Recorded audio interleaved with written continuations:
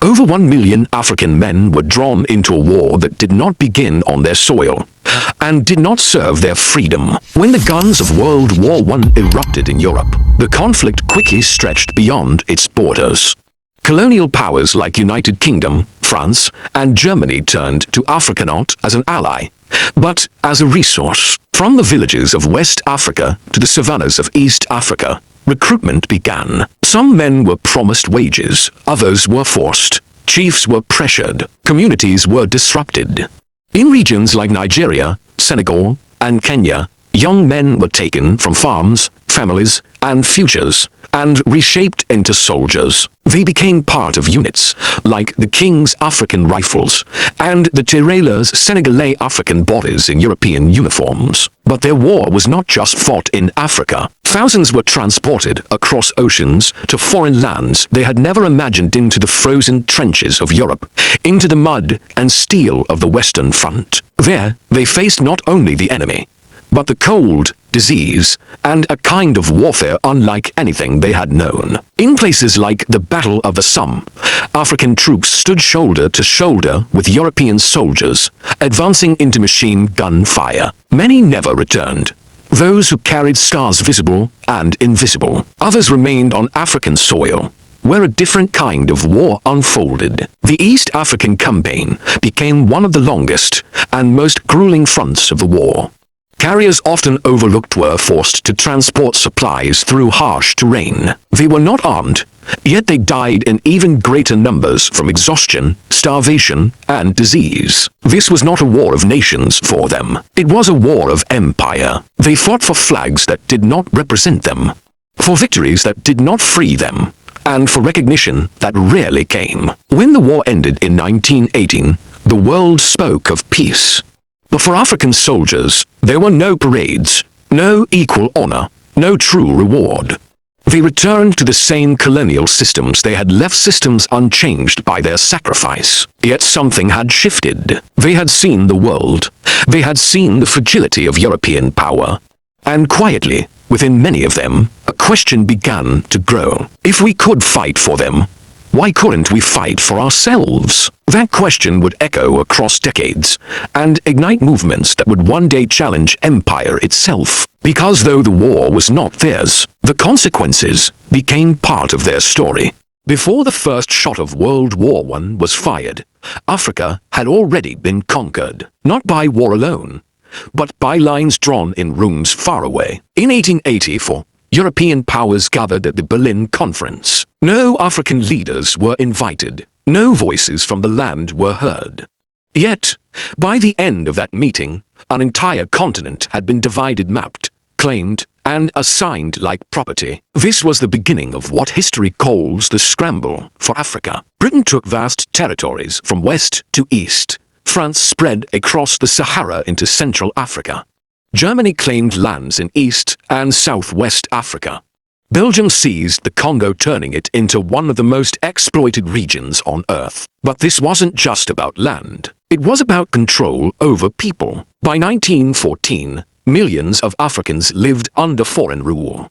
They were governed by laws they did not create, enforced by systems they did not choose. In many colonies, Africans were classified not as citizens, but as subjects.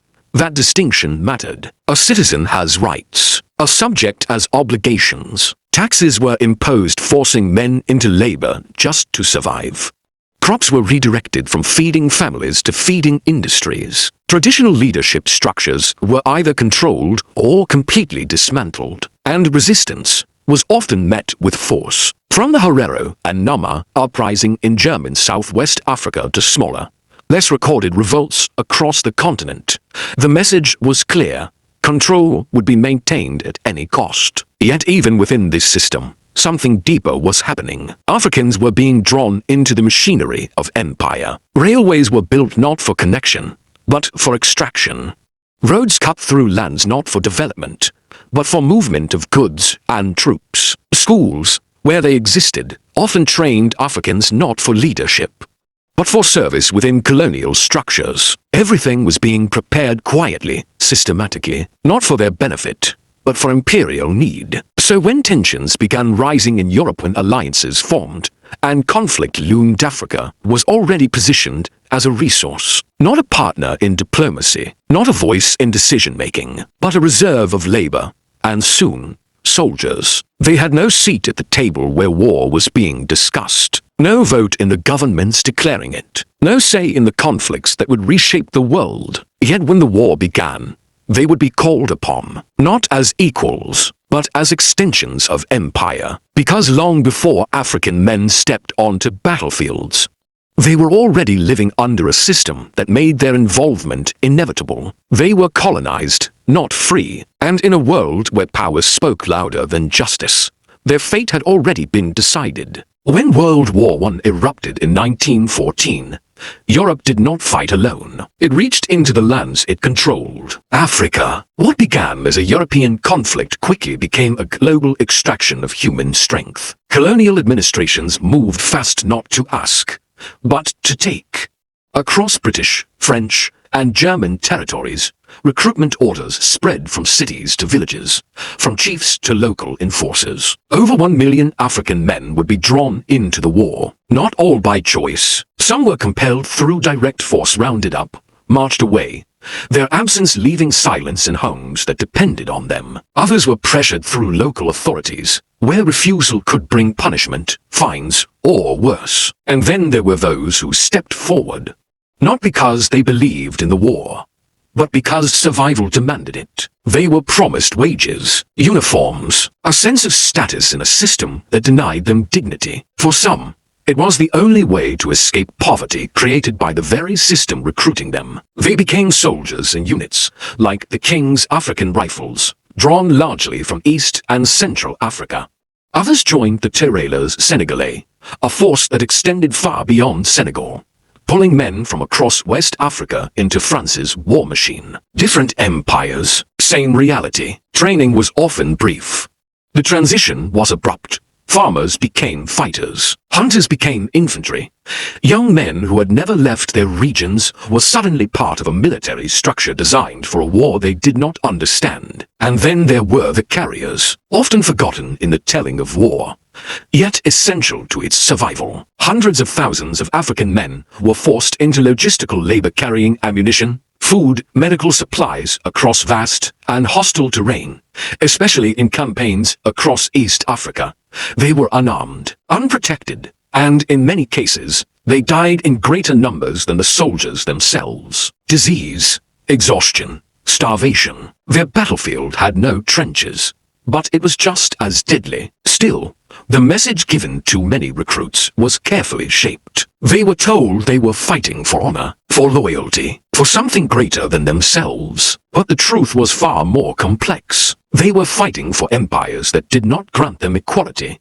Systems that had already taken their land, their labor, and now, their lives. This was not a call to defend their homeland. It was a demand to defend imperial power. And yet, in the faces of those who marched, there was more than obedience. There was uncertainty. There was resilience. And for some, there was a quiet awareness that this war would change more than borders. Because once you are forced to fight for a system, you begin to see it clearly. And once you see it clearly, you can never unsee it. African soldiers did not remain on the continent. They were carried far beyond it, into a war that stretched across continents, climates, and realities they had never known. When World War I intensified, colonial powers deployed African troops to multiple fronts, not just in Africa, but deep into Europe and the Middle East. For many, the journey itself was the first shock. They crossed oceans, leaving behind familiar lands, only to arrive in places like France and Belgium,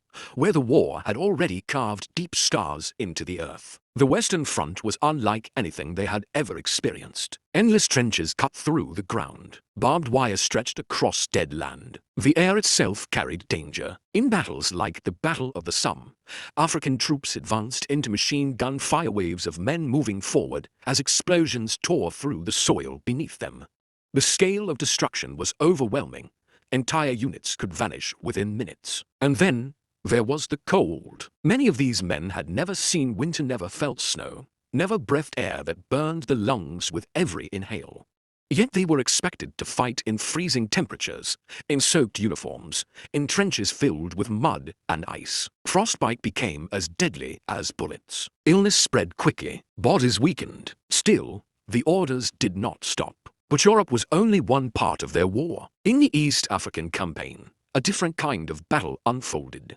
This was not trench warfare, it was movement, survival, endurance. Dense forests, open savannas, and unforgiving terrain became the battlefield. Here, African soldiers and carriers marched for miles, sometimes hundreds, through heat, disease, and exhaustion.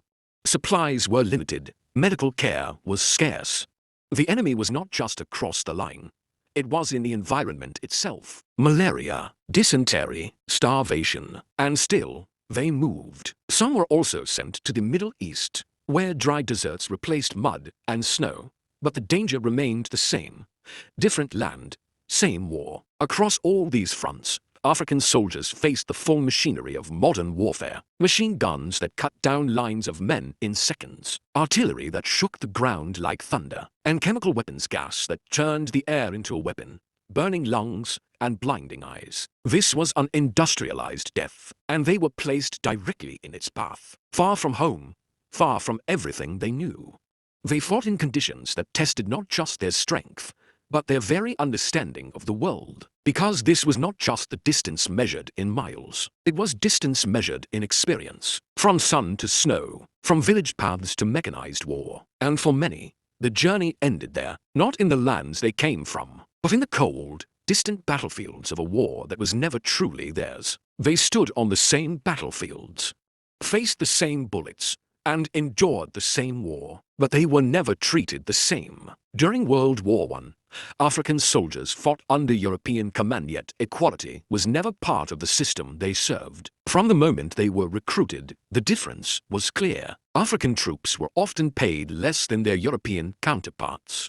Not because they fought less, but because the system valued them less. Their labor, their risk, their lives measured differently. Even in uniform, inequality remained. Supplies were not distributed equally. African soldiers frequently received lower quality equipment, worn boots, limited protective gear, insufficient clothing for harsh conditions. On the freezing fronts of Europe, this was not just unfair, it was deadly, because war does not forgive weakness in preparation, and they were sent in less prepared. Units were also segregated. African soldiers were grouped separately, commanded by European officers, with clear boundaries that reinforced a message: you are here to serve, not to belong. Even in moments of shared danger, separation was maintained. A line drawn, not on the battlefield, but in the mind. In Europe, many African soldiers encountered something they had never experienced in this form: systematic racial prejudice at a global scale. To some, they were seen not as fellow soldiers, but as lesser beings, less capable, less intelligent, less human. Yet this contradiction sat at the heart of the war, because when the fighting began, those same men were sent forward, into trenches, into fire, into death. And in those moments, survival did not depend on belief. It depended on action. African soldiers fought with discipline, resilience, and courage, often proving themselves in the harshest conditions. They held positions. They advanced under fire. They carried out orders with precision, not for recognition, but because survival demanded it. And slowly, in the reality of war, something undeniable became clear. The same soldiers who were underestimated were essential. European armies relied on them not just as reinforcements, but as a critical part of their strength. In some campaigns, without African troops, the outcome may have been very different. Yet even as they proved their worth, the system around them did not change. Respect was limited. Recognition was controlled. Equality was withheld. They were fighting side by side, but not standing on equal ground. And perhaps that was one of the deepest contradictions of the war. Men who were denied dignity were expected to defend it. Men who were treated as inferior were asked to show courage. Men who were separated by race were united only by danger, because in the end, they fought the same enemy. But they also faced another battle, one that did not end when the war did. When World War I ended in 1918, the guns fell silent and the battlefields emptied. But for millions of African soldiers and carriers, the war had not truly ended. They had crossed oceans, faced bullets, frost, disease, and starvation and survived. They had fought with courage, discipline, and resilience. Yet when they returned home, the world they had left remained unchanged. The Treaty of Versailles redrew maps in Europe and granted reparations, but it ignored the men who had carried empires on their backs. African contributions were largely erased from the treaties and the celebrations that followed. Colonial borders remained. European control over vast territories continued. The soldiers who had hoped their service might earn recognition, rights, or respect were met instead with the same oppression they had left behind. They were promised honor but received silence. They were promised recognition but received indifference. Many veterans returned to villages that had not changed in a decade. Farmers returned to overtaxed lands.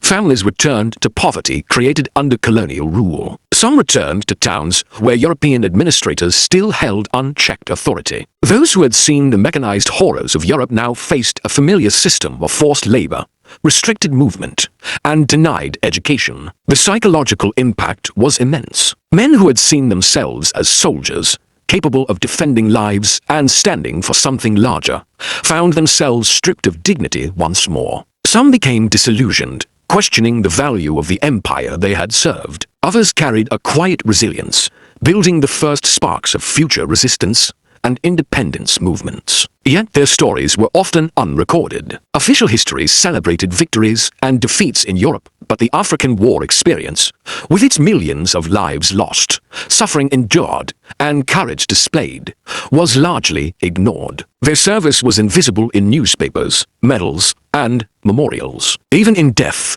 many were forgotten. Graves were unmarked, names were absent from rolls.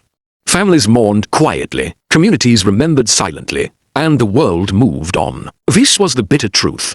They had fought and bled for a war that was not theirs, for recognition that would not come. And yet, the legacy remained not in medals or honors, but in bloodlines, in memory, and in resilience. Every village, every family touched by their service carried a history that colonial powers refused to acknowledge. Every African veteran who survived returned with the weight of knowledge. Freedom was not a promise delivered by the empire, but a prize to be claimed by those brave enough to endure, resist, and remember. For these men, the war did not end in 1918. It continued in every injustice they faced afterward, in every story untold, and in every step toward a future they had yet to see. But something changed. The guns had fallen silent. The empires celebrated their treaties, and yet, the story of Africa was not finished. For the millions of African men who had survived World War I, the war had left more than scars. It had left knowledge, experience, and perspective that could never be taken away. These men had crossed oceans and marched through lands they had never imagined. They had fought side by side with European soldiers and had seen firsthand the vulnerabilities of the empires they were expected to serve without question. They had seen that the invincible Europeans were human, capable of fear, exhaustion, and even defeat. That awareness planted a seed. When they returned home, they carried more than physical fatigue. They carried ideas. They carried stories of a world beyond colonial control. They carried the truth that power was not absolute, and that submission was not inevitable. Across Africa, these returning soldiers began to share what they had witnessed: the limits of colonial authority, the inequities of empire, and the possibilities for change. In quiet conversations in villages, markets, and small towns, awareness spread. The war, meant to reinforce European dominance, had inadvertently created a network of knowledge, courage, and possibility. This was the hidden legacy of the Great War, a generation that had tasted both oppression and the potential for agency. These men became catalysts for early independence movements. They questioned why their countries remained under foreign rule when they had proven themselves capable of extraordinary sacrifice and discipline. They demanded recognition not just for their service, but for their humanity. Anti-colonial consciousness grew in waves.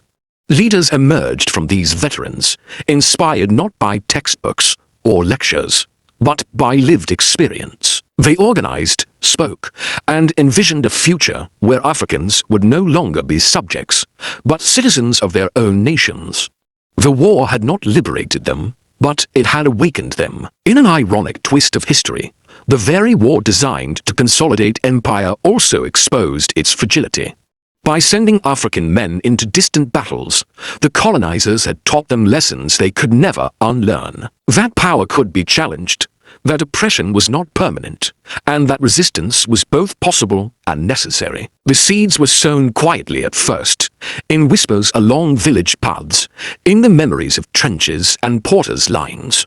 But over decades, those seeds grew. Movements for independence, civil rights, and self-determination across Africa can trace their origins, in part, to the men who returned from a war not meant for them, but one that changed them forever. Because sometimes, the most powerful victories are not the ones recorded on maps or in treaties, but the ideas carried home by those who survived to tell the story. They were never meant to be remembered, not in the speeches, not in the monuments, not in the pages of history that chose what to preserve and what to forget. They were taken from their land villages, farms, families pulled into a global conflict that began far beyond their borders. When World War I erupted, they were not consulted. They had no voice in the decisions, no place at the tables where war was declared. Yet they were sent across oceans, into trenches, into deserts, into forests where survival itself became a battle. They stood in places like the Battle of the Somme, where the ground swallowed men faster than memory could hold them. They marched through the East African campaign, carrying the weight of a war that depended on their bodies but denied their names. And when it ended, the world moved on. The Treaty of Versailles reshaped nations, but not their reality. Africa remained under colonial rule. The men who survived returned home not as heroes, but as reminders of a truth the system preferred to ignore. Because their existence challenged the narrative. They had seen the world. They had seen empires bleed. They had seen power fall. And that knowledge could not be undone. But still, they were erased. No grand recognition, no equal honor, no lasting place in the story of the war they helped sustain. Yet history has a way of leaving traces, even when it tries to forget. Their blood still speaks. It speaks in the generations that followed, in the quiet rise of resistance, in the growing awareness that no system built on inequality can stand forever. Because World War I was not their war, but their sacrifice reshaped the world that came after it. It exposed the fragility of empire. It planted ideas that would grow into movements. It shifted perspectives that would one day demand freedom. Not immediately, not easily, but inevitably. And maybe that is the part history could not erase. That even in silence, impact remains. Even without recognition, legacy survives. So this is not just a story about the past. It is a reminder that behind every global event, there are lives uncounted, stories untold, truths buried beneath convenience and power. If this story opened your eyes, don't let it stay hidden. Subscribe, like, comment, and share, because history forgotten is truth buried, and some truths must never be buried again.